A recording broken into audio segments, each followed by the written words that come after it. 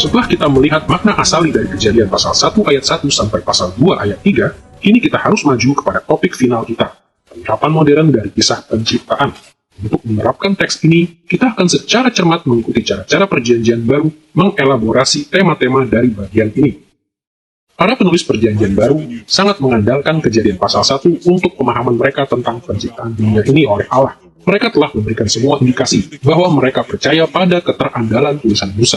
Namun, walaupun fakta ini begitu penting, para penulis Perjanjian Baru juga mengelaborasi tujuan-tujuan sentral Musa seperti yang telah kami uraikan di sini dalam pelajaran ini.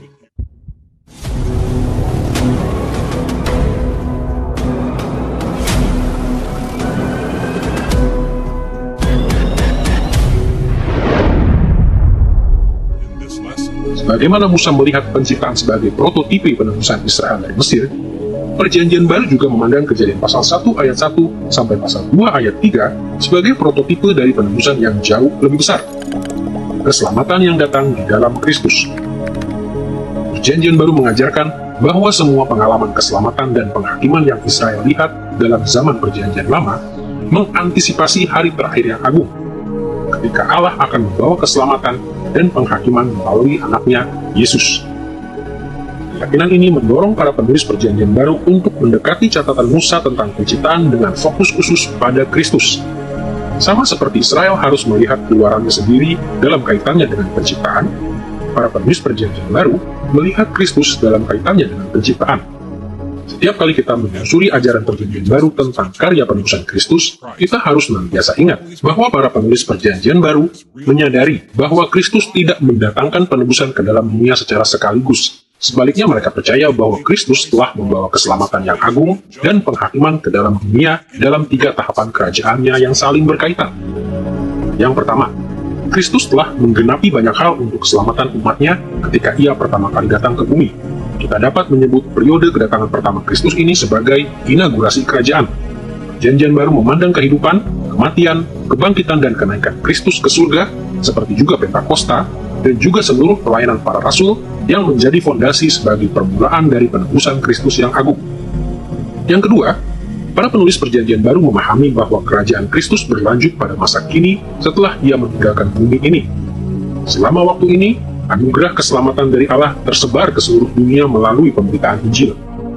Seluruh sejarah gereja setelah zaman para rasul sampai Kristus datang kembali membentuk kontinuitas dari keselamatan dalam Kristus. Yang ketiga, Perjanjian Baru mengajarkan bahwa keselamatan akan datang dalam kepenuhannya pada penyempurnaan kerajaan. Ketika Kristus datang kembali dalam kemuliaan, akan melihat kemenangannya atas kejahatan, orang-orang yang mati dalam Kristus akan bangkit, dan kita akan memerintah bersama Dia atas dunia ini. Keselamatan telah dimulai pada kedatangan Kristus yang pertama, dan terus berlanjut hingga saat ini, dan akan mencapai kepenuhannya ketika Kristus datang kembali pada waktu penyempurnaan. Ketiga tahapan kerajaan Kristus begitu penting untuk memahami bagaimana para penulis Perjanjian Baru mengelaborasi kisah penciptaan Musa, sehingga kita harus membahasnya satu persatu. Dengan mengikuti contoh dari Musa ketika menulis kepada orang Israel, para penulis Perjanjian Baru menerapkan kisah penciptaan dalam kitab Kejadian kepada keselamatan Kristus dalam inaugurasi, kontinuitas, dan penyempurnaan kerajaan Kristus. Mari pertama-tama kita melihat bagaimana Perjanjian Baru menghubungkan pasal pertama kitab Kejadian dengan inaugurasi kerajaan tersebut. Bagaimanakah Perjanjian Baru menggunakan penciptaan sebagai sebuah lensa untuk menafsirkan inaugurasi kerajaan Kristus? Dalam beberapa kesempatan, Perjanjian Baru berbicara tentang kedatangan Kristus yang pertama sebagai penciptaan ulang dari Allah, pembentukan kembali kosmos oleh Allah. Perhatikan terlebih dahulu kata-kata pembukaan dari Injil Yohanes. Di dalam Yohanes pasal 1, ayat 1-3, kita membaca kata-kata berikut. Pada mulanya adalah firman. Firman itu bersama-sama dengan Allah, dan firman itu adalah Allah. Ia pada mulanya bersama-sama dengan Allah. Segala sesuatu dijadikan oleh Dia, dan tanpa Dia tidak ada sesuatu pun yang telah jadi dari segala yang telah dijadikan. Perhatikan bahwa Injil Yohanes diawali dengan pada mulanya. Kita semua menyadari bahwa kata-kata ini berasal dari kata-kata pembukaan dari Kejadian pasal 1 ayat 1, di mana Musa menulis, pada mulanya Allah menciptakan langit dan bumi. Sejak awal Yohanes telah menempatkan para pembacanya dalam kerangka kisah penciptaan dalam kitab Kejadian. Lalu Yohanes melanjutkan dengan mengatakan bahwa Kristus adalah pribadi Tritunggal yang menjadikan segala sesuatu. Ia adalah firman Allah yang diucapkan pada saat penciptaan. Oleh Dia, dunia pertama-tama dijadikan. Sekalipun ayat-ayat ini dimulai dengan rujukan-rujukan yang jelas kepada kisah penciptaan, saat kita melanjutkan untuk membaca Yohanes pasal 1, kita mendapati bahwa Yohanes dengan halus berpindah dari kitab Kejadian kepada rangkaian peristiwa lainnya yang paralel dengan kisah penciptaan.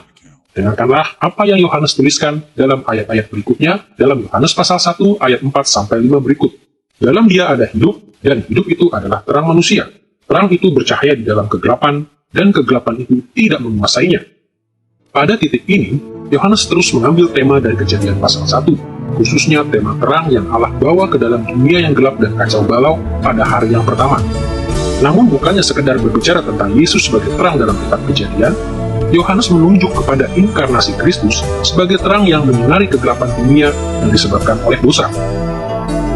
Dengan berpindah dari penciptaan kepada kedatangan Kristus, Yohanes menyatakan bahwa dengan bersinarnya Kristus untuk melawan kegelapan dunia yang berdosa, Allah bergerak melawan kekacauan dunia, sama seperti yang telah Dia lakukan pada mulanya. Motif serupa muncul dalam 2 Korintus pasal 4 ayat 6. Di situ Paulus menjelaskan kemuliaan pelayanannya dengan cara berikut. Sebab Allah yang telah berfirman, dari dalam gelap akan terbit terang. Ia juga yang membuat terangnya bercahaya di dalam hati kita, supaya kita beroleh terang dari pengetahuan tentang kemuliaan Allah yang nampak pada wajah Kristus. Di sini, Paulus langsung merujuk kepada Kejadian pasal 1 dengan kata-kata, Allah berfirman dari dalam gelap akan terbit terang. Ia berfokus pertama-tama kepada pengaturan awal dari ciptaan dengan munculnya terang. Namun Paulus kemudian mengarahkan perhatian kepada paralel yang penting dalam kisah penciptaan. Allah juga membuat terangnya bercahaya dalam hati kita. Ketika kemuliaan Allah nampak pada wajah Kristus. Sang Rasul berkata bahwa inaugurasi kerajaan Kristus, masa ketika wajah Kristus dapat terlihat di bumi, paling baik dipahami ketika dihubungkan dengan prototipe karya penciptaan Allah yang mula-mula. Kemuliaan Allah yang sama yang Allah tunjukkan dalam pemunculan terang pada mulanya, juga dinyatakan ketika Kristus datang pertama kali ke dalam dunia yang gelap. Dari kedua perikop ini, kita telah memperoleh suatu elemen yang penting dalam pendekatan Kristen terhadap catatan Musa tentang penciptaan. Para pengikut Kristus menemukan dalam Kejadian pasal 1 suatu potret, suatu antisipasi tentang apa yang Allah lakukan dalam kedatangan Kristus yang pertama dalam inaugurasi kerajaan. Dalam banyak hal, Anda dan saya menghadapi pencobaan yang sama yang dihadapi oleh orang Israel yang mengikut Musa. Allah telah melakukan sesuatu yang luar biasa ketika Kristus pertama kali datang ke dalam dunia, sama seperti karyanya ketika Ia pertama kali membebaskan Israel dari Mesir. Namun, kita sering gagal untuk melihat betapa ajaibnya sesungguhnya karya Allah di dalam Kristus 2000 tahun yang lalu. Menurut pandangan pribadi dari orang-orang yang tidak mengerti, kehidupan Kristus seolah-olah tidak terlalu penting. Peristiwa itu dapat dengan mudah disingkirkan sebagai salah satu dari sekian banyak peristiwa yang tidak penting yang terjadi pada masa itu. Ketika kita tergoda untuk berpikir demikian tentang Kristus, kita harus mengingat pandangan perjanjian baru. Kedatangan Kristus di bumi adalah permulaan dari penataan ulang Allah yang final terhadap dunia ini. Allah sedang menyelamatkan dunia ini dari kegelapan yang kacau balau karena dosa dan kematian. Kedatangan Yesus yang pertama telah memulai proses yang melaluinya Allah akan menjadikan ciptaannya sebagai tempat yang luar biasa dan secara kekal memberikan kehidupan, sehingga Dia dan gambarnya dapat berdiam dalam kemuliaan selama-lamanya. Tepatlah jika kita beriman kepada Kristus dan hanya kepada Dia. Sejauh ini kita telah melihat bahwa Perjanjian Baru memakai kisah penciptaan untuk menjelaskan signifikansi kedatangan Kristus yang pertama. Kini kita bisa melihat bahwa Perjanjian Baru membahas kontinuitas kerajaan, periode antara kedatangan Kristus yang pertama dan kedua sebagai penciptaan ulang juga. Satu perikop yang kita kenal yang memberikan ilustrasi untuk pandangan ini adalah 2 Korintus pasal 5 ayat 17 berikut. Jadi siapa yang ada di dalam Kristus, ia adalah ciptaan baru. Yang lama sudah berlalu, sesungguhnya yang baru sudah datang. Versi King James menerjemahkan ayat ini dengan mengatakan bahwa ketika seseorang ada di dalam Kristus, ia menjadi makhluk yang baru. Terjemahan ini kurang tepat karena gagal memperlihatkan alusi Paulus kepada kisah penciptaan dalam Kejadian pasal 1. Ungkapan dalam bahasa Yunani-nya adalah ktisis, yang lebih tepat diterjemahkan ciptaan atau creation, seperti pada kebanyakan terjemahan modern, bukan makhluk atau creature. Bahkan bagian ini dalam nas tersebut dapat diterjemahkan ada suatu ciptaan baru. Konsep Paulus sepertinya adalah bahwa ketika orang datang kepada Kristus dalam iman yang menyelamatkan, mereka menjadi bagian dari suatu ranah yang baru, atau a new realm, suatu dunia yang baru, suatu ciptaan yang baru. Berdasarkan hal ini, kita melihat bahwa selama kontinuitas kerajaan, pria dan wanita mengalami ciptaan yang baru ketika mereka beriman kepada Kristus.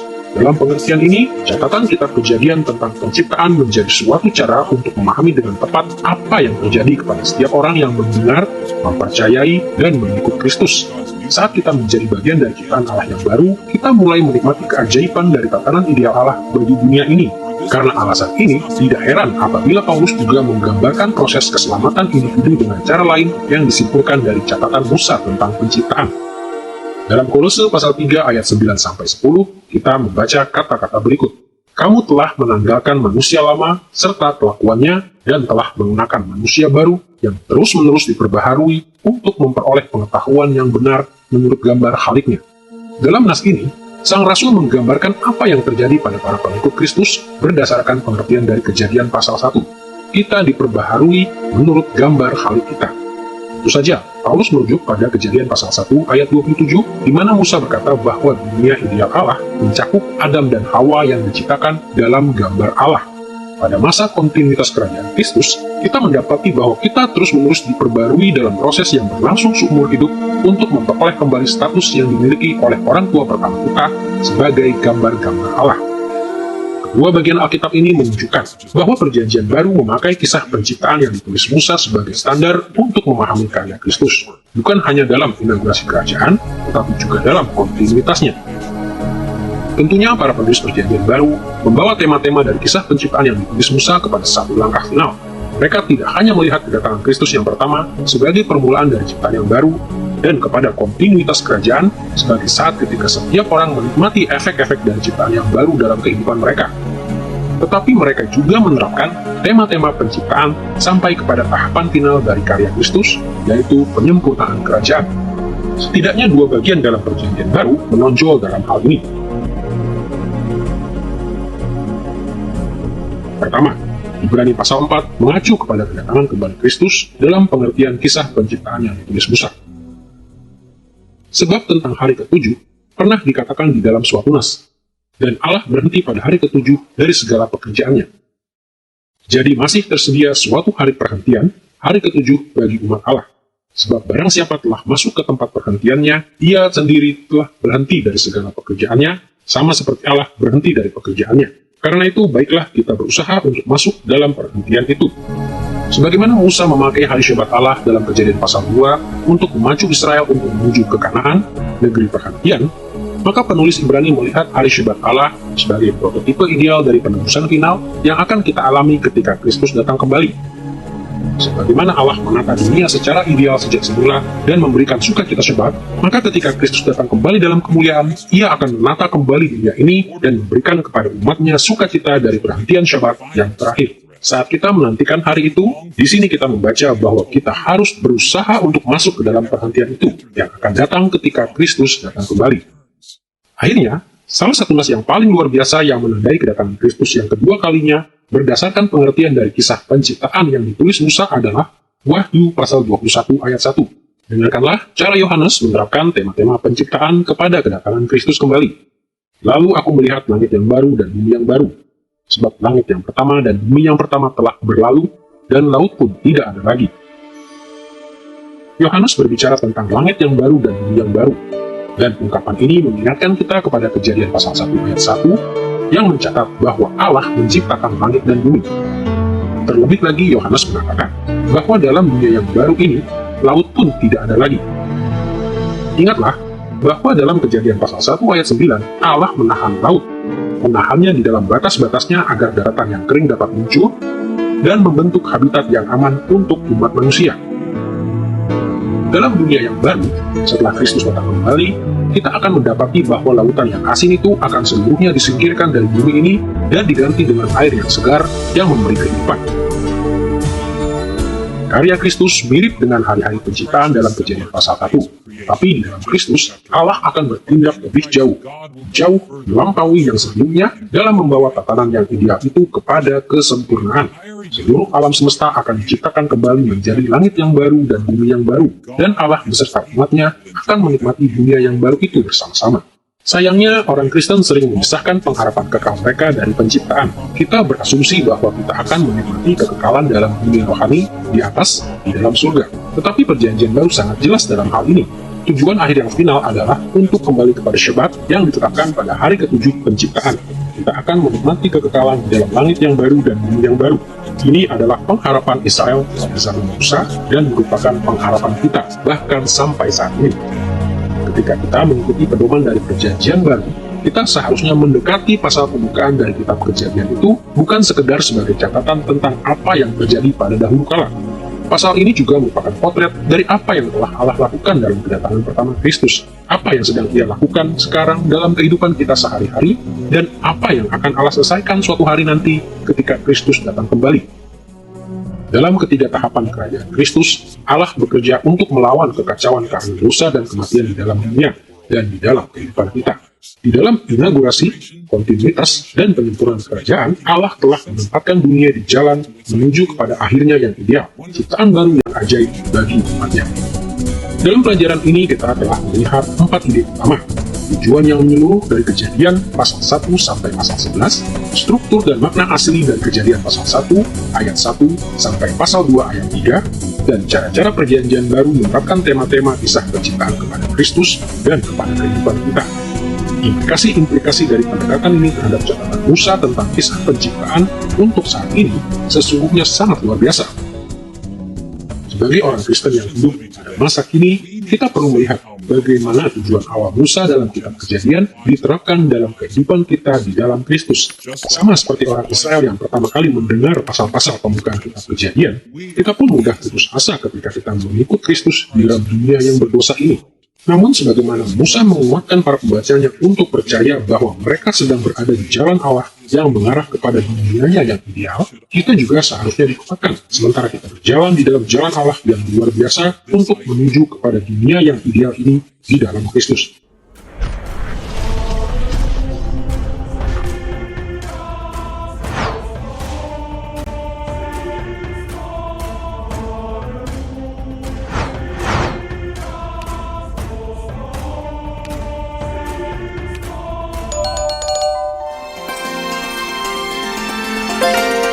I believe in God the Father Almighty, maker of heaven and earth.